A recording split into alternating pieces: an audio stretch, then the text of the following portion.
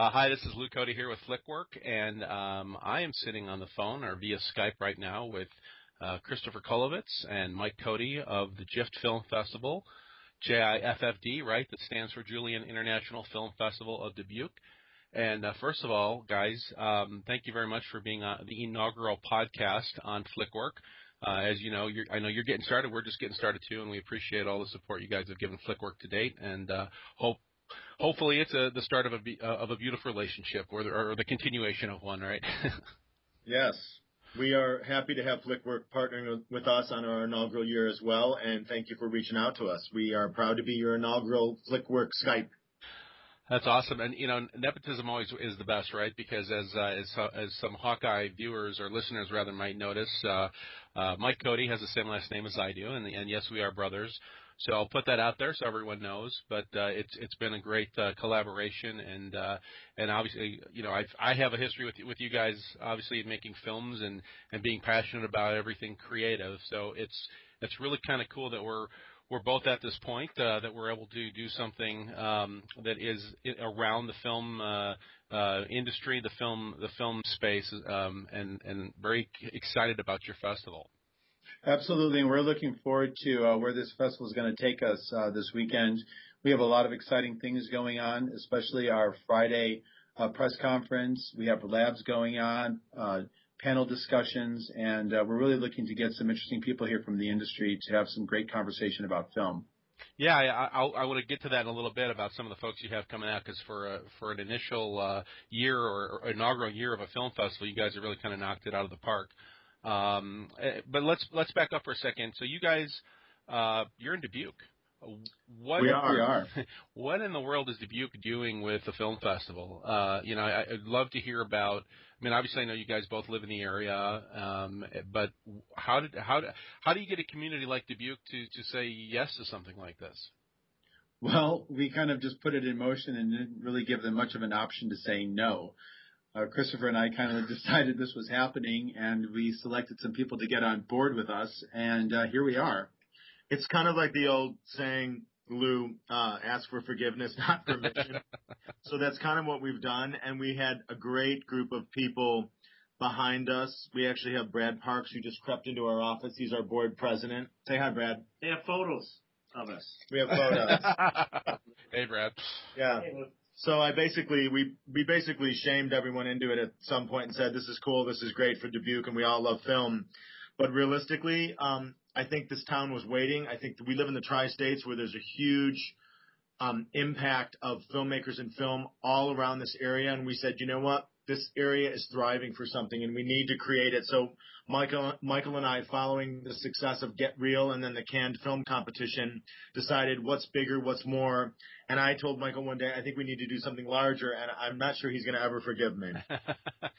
Do you guys find that, and you just want to kind of talk about creativity and actually doing things about it, do you find, and I know, this is kind of a leading question because we've all worked together on film projects in the past, but tell me a little bit about the thought that, if you just start something and if it's exciting and if you're passionate about it, people kind of jump on board. I mean, I know that's been our experience in the past around the films, but it kind of sounds like that's the same thing that happened around the festival.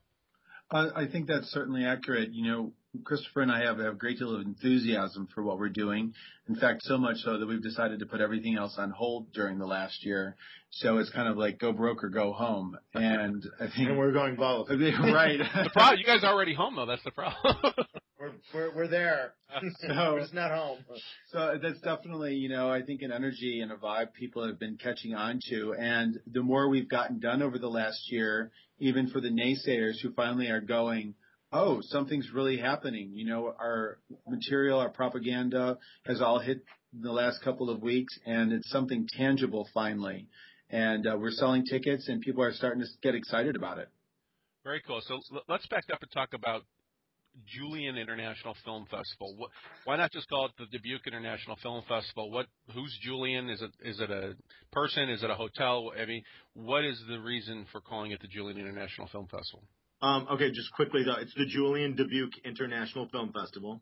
Okay. So it actually is How does that work? So it's JDIFFD or JI? It's JDIFF, and I know that's confusing because we had a evolving logo, Got it. and when the logo evolved, so did our URL.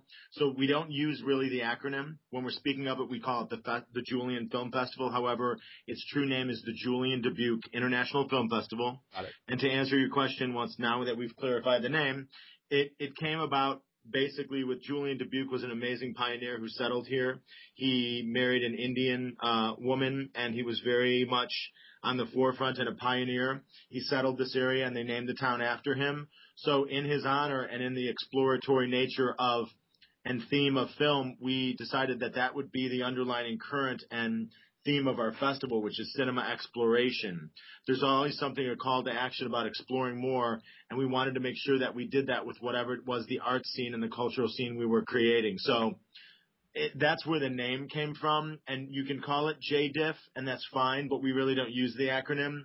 But I do think there's something, it could lend itself to something bigger down the road because DIF stands for difference, or it's something that makes a difference. And if we called it the Dubuque International Film Festival, there's 300 other ones that are called that. Dubai, Right. Denver, Detroit. So we wanted something original. Got it. Okay. Yeah, and I guess when you're talking about international film festivals anywhere around the world, they're all going to come up with that "if" as the last as the back end of the acronym. So I can see why you want to make that distinction. So, what kind of films do you guys have? I mean, I can only imagine what it's like. Not only trying to get the local town, the city. I mean, Dubuque is maybe a smaller city, but it certainly has all the maybe red tape or complications of getting different people on board. But not only did you have to kind of build consensus in the city to help make this happen, but how do you get the filmmakers? I mean, if no one's ever heard of Dubuque before, even international folks you've got coming in, what's it like trying to get people to submit films to something like this? Well, really, it's been an interesting process because other than the fact that this is our first year festival and there's no way that anybody could have heard of us directly prior till now, filmmakers are an interesting breed, and we can all attest to that. Of course, we are filmmakers, and people want their work shown. People want it seen. So there's an active component to the filmmakers actually searching out sites to have their films screened at. We may not have the same bar, perhaps, as a Sundance or Tribeca or Slam Dance. So we might be a little bit more willing to take some films that other film festivals may not be willing to show in their 10th year. So we have definitely a resource of filmmakers and films to pull from, right. And it doesn't mean that these films are bad quality. We've got approximately 70 films that we'll be showing, and they're anywhere from new independent films that are just being released this year to some significant films that have been shown over the last couple of years. So we have an interesting collection of films that we're showing. But in truth, most of these, in fact, I think probably 90% of them are first time to Dubuque. So from the Dubuque community perspective, we're showing film here that has never been seen before. Right. Okay. Well, and I know from some of our other discussions and about what you have going on, not only do you have filmmakers that are trying to break into the industry and or just express themselves through their art showing up at this festival, but you've got a couple big name folks from Hollywood coming in. Who do you have on your list? We do, and we're very proud to have procured that. Michael and I worked really strategically, knowing that we needed to bait that hook pretty heavy out of the gate, and we did that with Kate Mulgrew. The festival is actually a culmination of a year-long screening series that Michael and I produced called the GIFT Screening Series. I shouldn't even call it that anymore. I used the wrong acronym. But it was a screening series leading up to the 4-day festival, and Kate Mulgrew came to town. We are friends with her brother, who was also on our board, Mr. Sam Mulgrew. And then just for the uninitiated, Kate Mulgrew is? Kate Mulgrew is an amazing, accomplished stage and screen actress, mostly known for her role on Voyager as Captain Janeway. And she has done many, many other things. But one of the things she did recently was a film called The Best and the Brightest, which if you haven't seen it, you should see it. It's in our festival again this year. And we first got introduced and became friends with her via Sam when we got wind that she was in this movie. And then Josh Sheelove, the director, was able to come. So we we brought them to town and kind of stuck our toe in the water and said, let's see how Dubuque responds to this. Well, we were sold out. We had 300 plus people at the Grand Opera House for an evening event, and then did a Q&A afterward. Wow. So from there, it kind of spun into a little bit of a relationship. And I can only imagine that by being able to bring Kate Mulgrew into Dubuque earlier in the year, it kind of put a star over your guys' name that said, hey, these guys can actually make some stuff happen. Certainly that was our launching pad, and certainly gave us a little bit of street cred. Obviously, we'd done productions before, but this kind of allowed us to amp it up a little bit. And there were many community members who had not been to any of our previous productions who did show up for that simply because it was Kate Mulgrew. Right. And they saw the level and the caliber at which we were able to execute an event at. And we've impressed enough people where our attendance has been maintained throughout the last year, and some of that's coming back to us now in a really positive way. That's fantastic. What about Matthew Modine? I heard his name's on the roster as well. Oh, his name's been on and off the roster. Matt Modine's an interesting character. We met him a couple months back at a summit for film festival directors that we attended in Austin, Texas. And he's really a down-to-earth guy, just really easy to talk to. And he kind of dabbles with producing films and writing on the side. And he had some short films that he was showing and sharing with everyone there. And we were able to have a chance to really communicate and talk to him and get an inside perspective about some of the social change he's trying to accomplish and perspective he's trying to change with his films. And based on that initial relationship, we were able to get him to actually bring his films to Iowa in January. And we did a little tour with him in Cedar Rapids, Des Moines, and Dubuque, showing his 3 short films. And we had a commitment from him early on that he was willing to participate in our festival, barring one little thing. And that's the fact that he's coming out in Batman this summer as one of the villains. And that is sort of taking precedent right now, his PR junket. So we're probably not able to compete with that. Yeah, of course. I guess we see where his priorities lay, huh? Right. No, but actually he's been extremely supportive, and he's been here twice. And as Michael said, right. we had great success with him. So we don't feel like, yes, it would have been great to have him here, but we did 3 screenings in 3 cities in 36 hours. We've had him. Yeah. No, I'm kidding. I mean, it's just fantastic that you guys have been able to kind of build a rapport with him and bring him to Dubuque already, and have his films in the festival. I mean, it really, again, for someone for a team that's coming out of the gate, with their first film festival, I think that's just absolutely tremendous. And I guess I also wanted to touch on, from the concept of, I don't know if there are other people out there listening to this that say, hey, we'd like to create a film festival for our community as well. But, there probably are some folks out there. And I know, too, like when we've produced some of the films in the past, it's such a organizational endeavor. What are some of the, I don't know, what are some of the things you've learned as you've built up this festival, and maybe what are some surprises that you didn't expect that, I guess that's, you never expect a surprise, but tell me about that experience. It's like, what happened that you weren't expecting when you started on this road? I think Michael and I are going to have different answers to this question, and rightly so. The great thing, I'll just say the great thing out of the gate, though, has been that, I mean, obviously I'm in business with a good friend of mine, and so that is key to working. Michael and I come to things at such different places, but at the same time we work in tandem, so there's a really nice quid pro quo that happens, and I think the friendship is always there to support that. So out of the gate, that has made this process easier. Now, I say that with the caveat that it's been extremely, at times, taxing and extremely difficult, as any original concept coming to fruition is. I don't think I had any idea how the level of depth and difficulty and politics that entangle itself into a festival when you create arts and you combine commerce, which is kind of as the model and the paradigm we've set the festival up to be. That I didn't see it being as a slippery slope as it was. The arduous nature of getting people to support a festival that doesn't exist yet has been difficult as well. Right. Yeah, and I think there's probably been more, or in different spurts, and I would agree with Chris on that. throughout the course of the year. Different times it's really hit us at different levels. Overall, for me, though, I think the biggest challenge has been trying to explain something that has never existed before. A lot of people haven't understood. You go to the movie, you understand what that means.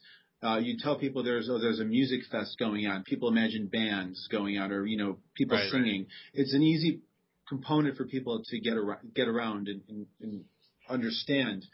The film festival, because we've never had anything like this here in the area, people have really referred to a lot of the other events that we've done as the film festival. Right. And we kind of laugh about that. So we changed our marketing verbiage early on to be very succinct, basically saying downtown Dubuque, 4 days. And those two lines have really helped carry us through, because that's been the information people have finally hung their hat on and been able to grasp. And for me, that's probably been the biggest challenge, where we thought something that would have been easily understood has not been, and we've had to spend a lot of time explaining that. Right. So, and so I apologize to the listeners. I think there's some feedback. My voice might be a little bit loud coming out of your speaker, so I'm hearing it come back through me. That's better. So what I was going to say is, I guess that's kind of the issue with starting something, right? To have an inaugural anything, there's that extra component of explaining and kind of selling, really, the concept of what you're trying to do. So I can only imagine that that's added a whole other level of complexity to what you're doing. But I bet, and I'm assuming you guys are going to come back for more next year, that you'll be able to kind of ride the wave of the success of this festival. Yeah, that's our intention. I know that the learning curve has been really great for us. Now Michael and I know pretty much how a festival engine works and its components and how to keep it oiled. However, going into a second-year festival, I know that I can tell you, like, at the top of my head, a multiplicity of things I would immediately do differently, systems I would put in place, heads, like officials and like coordinators that need to happen early on, right? And just procuring funding. I mean, festivals have to operate at a certain level, and it just takes sponsorship to do that. And if you build a festival that has a really great paradigm of building commerce and engaging a community from that level, from a business perspective, I think it's really a win-win, as opposed to a lot of festivals that are just like, hey, we're going to show a couple cool movies that you've never seen before and maybe temporarily engage the community. I think Michael and I have a bigger vision than that. Right. Okay, no, that makes a lot of sense. So I know we're kind of coming up at the end of our time here, but what are a couple of films that kind of maybe came out of nowhere that you guys are really excited about, that even if people are listening to this after the festival's over, that they should go seek out? It's a great question. One of the things we are very proud of that I think we got really right first year was we worked very, very hard to procure and seek films that we might not otherwise have had access to.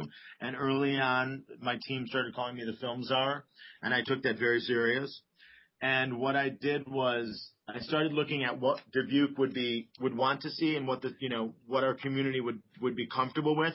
And then I kicked that box top open and said, okay, what's going to cross some lines? What's going to provoke? What's going to educate and stimulate beyond what the normal film fare?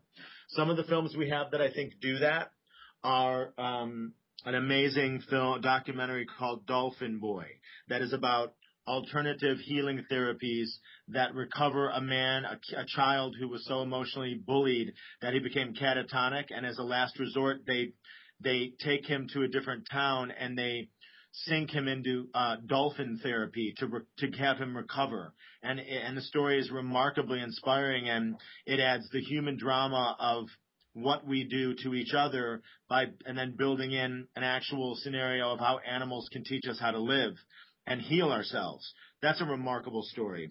We have an amazing documentary, a music documentary called Andrew Bird Fever Year, which is a documentary by Zan Aranda, an artist out of Chicago who's absolutely a stunning filmmaker with a great vision. And she followed around Andrew Bird, a famous musician from Chicago, who has Elizabeth ties, so he's kind of a local as well. And he goes on tour for a year, and all the things that happen to him as he continues to swell his his year-round tour. And he deals with a leg injury and a reoccurring fever, and it's the hardships and kind of the behind-the-scenes and underbelly of a music scene. Another amazing film we have is an international feature that was shot in Detroit, Egypt, and Lebanon, and it's called This Narrow Place. And it is the very unlikely story of a terrorist who comes to America to buy a part that he can bring home and use in a bomb plot that would kill the people who killed his brother. And when he gets here, he gets entangled in an unlikely friendship with a meth addict, and they find a way to coexist and, without knowing it, save each other's lives and change the path that they were each on. It's a remarkable, beautiful, stunningly raw film, nothing like I'd ever seen, and we are really proud to have that in the festival. Well, your description of that film just gave me goosebumps, so I'm definitely going to want to see that one. Oh, it's to me, it's one of the best of the best. And again, it's, a lot of people with seeing it might not like it. I was like I was numb and tingly and couldn't move after, when I watched it. And we screened when the film selection committee was reviewing the films. And there's a bunch more too, Lou. I mean, I can't go through them. We have over 60 plus films. There's documentaries, narratives. We have some amazing shorts. I'm proud to have Saddled that we all worked on in the festival again. Of course. People have loved that. You have a short in the festival, Contract Killers, which is going to get, I've been telling people about it, how funny and sweet that film is that you did. And, tons of great, we have a couple really amazing horror films. One is a short called Divination, and the other is a really intense psychological horror film called It's in the Blood that has Lance Henriksen in it. Unfortunately, we weren't able to get him here, but just something for everybody, Right.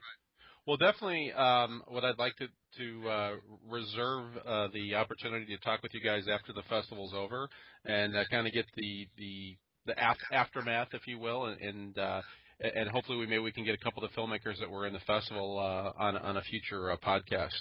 So with that, I will let you guys go. I know you're both very busy and wrapping up because as we sit here talking here, it's April 18th and the festival starts tomorrow on the 19th of 2012.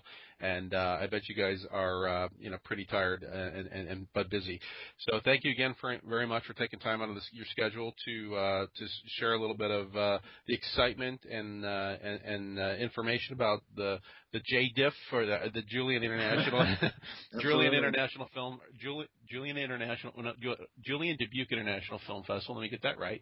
You'll get it right when you come here. You got 4 days to work on it. Right, and the website to that is JIFFD, correct? That's still the same though for the yes, but you can also go to filmexploration.com and you can go to julienfilmfest.com. They all will lead you to the same cool place. Wonderful. Okay, that sounds great. And hopefully next year, as we get Flickwork launched, we look forward to continuing the partnership with you guys. And maybe we can get we've got a contest to support filmmakers coming up that we're launching at your festival, where it's a $5,000 award that's going to be spread over 3 filmmakers. And I think I cleared this with Mike, Chris, so I don't know if this is news to you, but we're going to have our winners at your next year's festival. Okay, great. Yeah. So cool. Well, thank you very much for your time, guys, and we'll see you at the fest. Thanks. Excellent. We look forward to celebrating with you. Okay. Thanks. Bye-bye.